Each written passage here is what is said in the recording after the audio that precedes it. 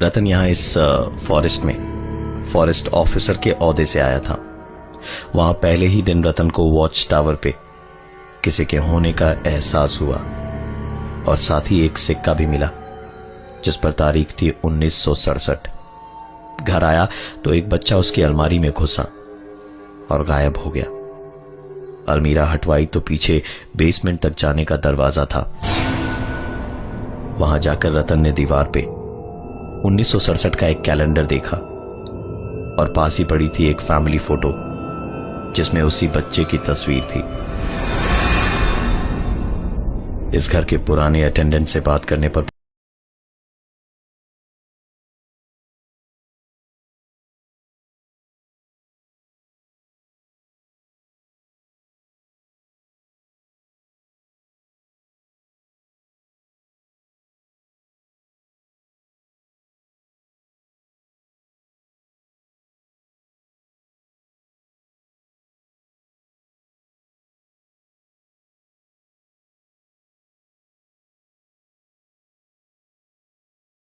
भी थी।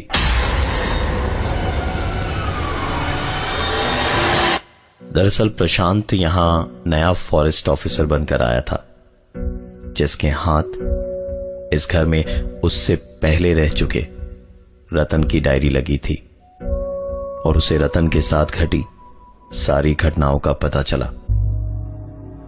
रतन की ये डायरी पढ़कर प्रशांत बहुत एक्साइटेड हो चुका था। डायरी की बातों के अनुसार शायद प्रशांत उसी कमरे में था जिसका जिक्र रतन ने अपनी इस डायरी में किया था। उसने तुरंत घर के नौकरों को आवाज लगाई और उनके कमरे में आने के बाद उनसे अलमारी हटाने को कहा। अलमारी हटाई तो वहां ऐसा लग रहा था जैसे वहां पहले कोई दरवाजा हो, लेकिन उसे बंद करने के लिए वहां पैच वर्क किया गया हो। प्रशांत सिद्धि और दिलेर था। उसके दोस्त उसे पागल कहते थे। उसने घर के नौकरों से कहा कि अब वो जा सकते हैं। प्रशांत जैसे बेसब्री से रात होने का इंतजार करने लगा। पूरी रात वो बैठ के दीवार को घूरता रहा और कुछ होने का इंतजार करता रहा, पर ऐसा कुछ नहीं हुआ जिसकी उसको आशा थी। प्रशांत हर दिन रात को उस दीवार के ठीक सामने बैठकर न जाने पागलों की तरह किसका इंतजार करता था। धीरे धीरे उसकी यह हरकत और भी ज्यादा होती जा रही थी। ये सारी चीजें उसे पागलपन की ओर घसीट रही थी। उसे विश्वास था कि एक न एक दिन इस दीवार से कोई आएगा जो उसे रतन के गायब होने की सच्चाई बताएगा। हर रात वो उस दीवार के सामने बैठा रहता, लेकिन आज की रात शायद कुछ अलग थी। उसने अपने कमरे के चारों कोने में 4 मोमबत्तियां लगाई और उस दीवार के ठीक सामने बैठकर कहने लगा, आना, बाहर आना, एक बार मुझे भी मिल ले यार, कोई तो निकलो बाहर उस दीवार से, तुम वहीं हो, आई नो, बाहर आओ ना, देखो तुम्हारा नया शिकार तुम्हारे सामने बैठा है, आओ ना जल्दी। अच्छा मत बताओ, बाहर मत आओ, लेकिन अगर तुम हो यहां तो एक बार मुझे बस एहसास दिला दो कि तुम यही हो। मैं जानता हूं, आओ ना, सिर्फ एक बार। उसकी बातें खत्म होते के साथ ही उसके कानों में एक धीमी सी फूंक मारी किसी ने और सारी मोमबत्तियां बुझ गई और एक हंसी सुनाई दी। प्रशांत मानो जैसे खुशी से उछल पड़ा, पागलों की तरह बर्ताव करने लगा और उसने अंधेरे में ही बोलना शुरू किया, वाह, तो फाइनली तू आ गया। रतन को तू नहीं मारा था ना? कैसे मारा था?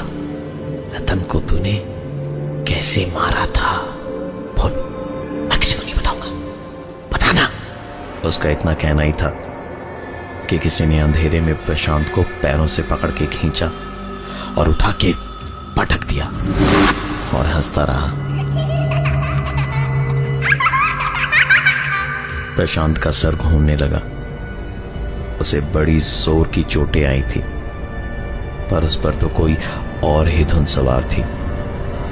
उसने उठकर कहा, पर ऐसे तो उसे सिर्फ चोट लगी होगी। मारा कैसे था उसे? बोलना।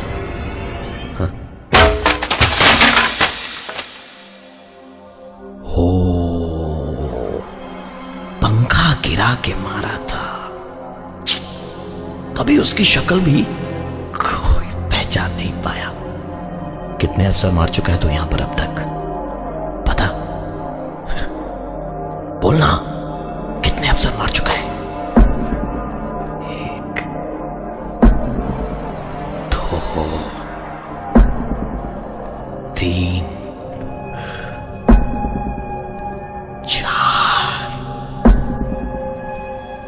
5। प्रशांत ठहाका मार के बोला, अरे मैं तो छठा हूं। मुझे नहीं मारेगा? मारना प्लीज, मुझे भी मारना। अच्छा कैसे मारेगा, बता तो दे कम से कम। अरे मेरी जान, बता दे, देख बता दे, वरना मेरे हाथ में भी छुरी है। पागल हूं मैं, तू नहीं मारेगा तो मैं खुद को मार लूंगा। छठा मार, छठा मार, मार मार मार, छठा मारना। प्रशांत को होश ही नहीं था अपने पागलपन में। उस कमरे की लाइट ऑन हुई। उसके नौकर वहीं खड़े प्रशांत का ये पागलपन देख और सुन रहे थे। प्रशांत पे तो जैसे भूत सवार था। वो फिर बोला, ठीक है, मत बता कि तू मुझे कैसे मारेगा। मैं दिखाऊं मैं खुद को कैसे मारूंगा। ये देख, ये देख। प्रशांत धीरे धीरे अपने हाथ में पकड़ी छुरी को अपने ही गले के करीब ला रहा था, और फिर अचानक धीरे धीरे आता वो चाकू तेजी से प्रशांत के गले में उसके नौकरों के कुछ कर पाने से पहले ही घुस गया। और एक आवाज प्रशांत ने सुनी,